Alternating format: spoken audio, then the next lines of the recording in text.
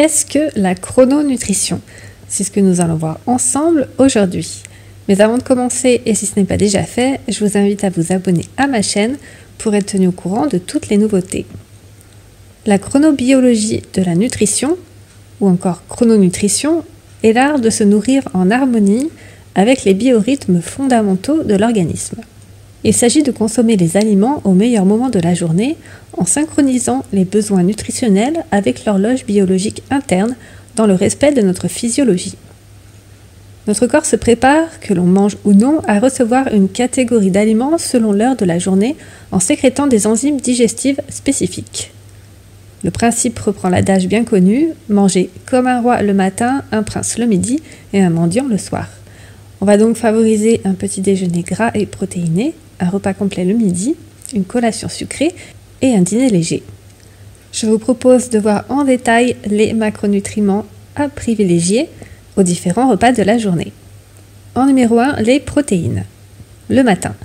Elles sont nécessaires le matin à synthétiser les neurotransmetteurs, c'est-à-dire les composés chimiques libérés par les neurones, tels la dopamine, notre booster matinal. La dopamine est synthétisée principalement à partir de la tyrosine, un acide aminé non essentiel issu des protéines animales ou végétales de l'alimentation, et de la phénylalanine qui provient aussi des protéines. La noradrénaline et l'adrénaline prennent aussi leur source à partir de la tyrosine. Nous sécrétons des protéases le matin, entre parenthèses enzymes de digestion des protéines, qui sont nécessaires à favoriser ces transformations. Le midi, c'est le moment où l'organisme a besoin d'énergie et assimile le mieux les protéines grâce à une sécrétion importante de protéases. Ce repas ne doit jamais être décalé ou modifié, surtout pour les insomniaques ou les personnes qui travaillent la nuit. La digestion des protéines, telles la viande, est longue et diffuse toute l'après-midi les acides aminés produisant une énergie en continu sans sensation de faim. Vers 16-17 heures. La sérotonine harmonise les deux hémisphères du cerveau et favorise la détente et la bonne humeur. Elle est sécrétée entre 16 et 17 heures et se transforme en mélatonine, active en fin de journée en fonction de la lumière. La sérotonine et la mélatonine sont synthétisées à partir de tryptophane. Il s'agit d'un acide aminé issu des protéines qu'il faut reconstituer en permanence car il est fragile et se détruit à la cuisson. Ce dernier franchit plus facilement notre barrière digestive et hémato-encéphalique grâce aux glucides de la collation. Pour réguler sa faim et éviter les fringales, il est donc nécessaire de s'assurer un apport suffisant et bien assimilé de tryptophane. Le soir, il n'y a pratiquement pas de sécrétion enzymatique. C'est donc un repas possible sans protéines. Cependant, selon l'appétit et l'intensité de la journée, on choisira une protéine légère, c'est-à-dire du poisson, de la volaille ou encore des légumineuses. Passons maintenant aux glucides. Le matin, c'est le moment du pic principal de cortisol, toujours suivi de l'insuline, qui permet la mise en route de l'utilisation des sucres lents nécessaires à l'énergie. La consommation de glucides le matin va encore augmenter la sécrétion d'insuline et en générer un apport beaucoup trop important dans le sang. On va ainsi créer une alternance d'énergie et de fatigue, entraînant un nouveau besoin de sucre. Ce cercle vicieux va fatiguer le foie et le pancréas et favoriser le surpoids. Le midi, nous fabriquons des enzymes digestives nécessaires à la digestion de l'amidon. Cette enzyme est appelée amylase. Le besoin énergétique de l'après-midi nécessite un glucide lent que l'on trouve dans les céréales, à choisir semi-complète ou complète pour apporter une énergie constante. Il faut par contre éviter les sucres rapides, c'est-à-dire les glucides raffinés ou les desserts sucrés. Vers 16-17 heures, c'est le seul moment de la journée où les glucides sont assimilés sans risque pour le pancréas, car les cellules commencent à être naturellement plus résistantes. Le tryptophane est aidé par un sucre de bonne qualité, par exemple fruits secs ou frais, ou encore du chocolat noir, pour faciliter sa pénétration cellulaire et éviter les fringales. Le soir, notre faiblesse enzymatique et le passage en anabolisme vers 18 heures, c'est-à-dire le stockage des nutriments pour la réparation cellulaire nocturne, expliquent que les sucres sont à éviter le plus strictement possible en soirée. En cas de consommation, l'insuline sollicitée retarde l'action de l'hormone de croissance et empêche l'élimination nocturne des graisses et la réparation des tissus. Et en dernier, voyons ce qui concerne les lipides. Le matin, le petit déjeuner doit contenir du bon gras nécessaire aux membranes cellulaires, à l'énergie et à réduire la fabrication du cholestérol en matinée. Plus simplement, si l'organisme reçoit un peu de cholestérol, il en fabriquera moins. De plus, pour parvenir à la formation de triglycérides, il faut passer par différents stades d'acides gras. Les triglycérides apparaissent à partir de 18 carbones et font partie des acides gras à chaîne longue. On diminue ainsi l'excès de cholestérol synthétisé par le foie et on enraye le mécanisme de fabrication des triglycérides à partir du glucose. Le midi, nous avons encore des lipases aptes à digérer les graisses, mais à partir de 14 heures, le cholestérol n'est plus synthétisé et le surpoids est stocké. Attention donc aux graisses saturées. Vers 16-17 heures, la présence de bons gras permet de réguler la présence de glucides. On peut donc associer un fruit à quelques noix pour un effet plus profitable. Le soir, on choisit des graisses riches en oméga 3 utiles à la réparation cellulaire et à la cicatrisation des tissus, comme par exemple les poissons gras ou les huiles végétales de noix, de chanvre ou de colza. Voyons maintenant quelles sont les heures optimales pour les différents organes. Que nous le voulions ou non, tous nos organes et systèmes organiques répondent à un rythme propre qui nous maintient en vie seconde après seconde. C'est par exemple la respiration, la température corporelle ou encore la pression artérielle. Nous avons une horloge centrale située dans l'hypothalamus au niveau des noyaux suprachiasmatiques en relation étroite avec un système de neurones spécifique à la rétine. Ce système performant règle le rythme du jour et de la nuit. Mais les dernières découvertes scientifiques démontrent que chacune de nos cellules possède également sa propre horloge biologique périphérique avec des périodes d'activité et de repos. Nous tirons également l'enseignement des anciens, et notamment de la culture ancestrale chinoise, qui inscrit l'activité et le repos de chaque organe à une heure précise de la journée et de la nuit. Nous pouvons ainsi adapter notre physiologie sur 24 heures. Par exemple, aller à la selle entre 5 et 7 heures du matin, prendre le petit déjeuner entre 7 et 9 heures, prendre les traitements contre l'asthme en soirée, car la crise d'asthme du milieu de nuit correspond à l'heure du poumon, ou encore prendre des plantes hépatiques avant le dîner pour agir en début de nuit, qui est l'heure du foie. Lorsque l'on parle d'horloge biologique, de quelle heure parle-t-on? Est-ce de l'heure solaire, de l'heure d'hiver ou de l'heure d'été? Pour notre corps, il n'existe qu'une seule et unique heure, c'est l'heure solaire de notre fuseau horaire. L'obscurité et la luminosité donnent des informations via la rétine à notre horloge interne. Cependant, notre corps a la capacité d'adapter toutes ces régulations en hiver et en été en fonction du décalage. Rappelons qu'en hiver, nous sommes décalés d'1 heure par rapport au soleil et en été, nous sommes décalés de 2 heures. Concrètement, si l'on se réveille à 6 heures du matin en été, il est en réalité 4 heures du matin.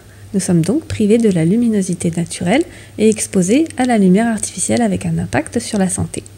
Les changements d'heure demandent à notre organisme une adaptation progressive, plus ou moins ressentie selon les individus. Les enfants, les personnes âgées ou malades seront plus sensibles à ces changements en présentant des troubles tels que fatigue, troubles du sommeil, de l'humeur ou encore digestifs. En résumé, nos rythmes biologiques se calent peu à peu sur l'heure légale grâce à nos systèmes d'adaptation. Quelles sont les erreurs commises dans l'alimentation moderne? L'évolution de la société, le rythme professionnel, l'alimentation industrielle imposent de nouveaux besoins et contraintes, contraires à ceux élémentaires de l'homme. Les erreurs alimentaires les plus fréquentes. Un petit déjeuner sucré avec des fruits, du jus de fruits, des viennoiseries, du miel, de la confiture, des céréales industrielles sucrées, du pain de mie ou encore une boisson chaude sucrée. Un déjeuner pris sur le pouce devant l'ordinateur, la télé ou encore en marchant ou dans le métro. Un déjeuner trop léger ou sans protéines, répétitif, pauvre en nutriments, qui entraîne rapidement dans la journée un besoin de grignotage, la plupart du temps sucré et déséquilibré. Il y a également l'absence de structure au niveau des horaires des repas qui entraîne des grignotages fréquents non adaptés, qui fatiguent le système digestif et apportent des calories vides, en général des mauvais sucres et des graisses saturées. Et pour finir, un repas du soir, souvent familial, trop copieux pour compenser les insuffisances de la journée. Ce repas est inadapté car il est peu suivi d'activités physiques et intellectuelles soutenues. La digestion, par diminution des enzymes digestives et les phases de réparation durant le sommeil, s'en trouvent perturbées. Et dernière erreur, manger sans respecter les plages de repos pour notre organisme. Notre microbiote fonctionne 12 heures par jour et se repose également 12 heures. Idéalement, on doit laisser 4 heures entre les repas de la journée et 12 heures de repos digestif nocturne. Quels sont les bénéfices santé de la chrononutrition? En calant le plus justement possible les aliments attendus à la bonne heure de la journée, la chrononutrition répond à nos besoins de santé sans frustration ni carence alimentaire, contrairement au régime couramment proposé. En effet, toutes les catégories d'aliments sont représentées à l'exception des aliments industriels et allégés. On privilégie des aliments de saison non transformés, riches en fibres et à l'index glycémique bas. La chrononutrition s'applique avant tout pour optimiser notre digestion, réguler notre appétit, favoriser l'assimilation des nutriments sans stockage inutile ni fatigue digestive, retrouver l'énergie et prévenir les maladies métaboliques telles que le cholestérol ou l'hyperglycémie. La chrononutrition réajuste le métabolisme, entre parenthèses catabolisme et anabolisme, et le poids en cas de surpoids ou de maigreur excessive, en harmonisant la silhouette de façon durable sans effet yo-yo. Lors de prise des repas, les pauses alimentaires instaurent un rythme salutaire pour notre horloge interne qui aime les habitudes.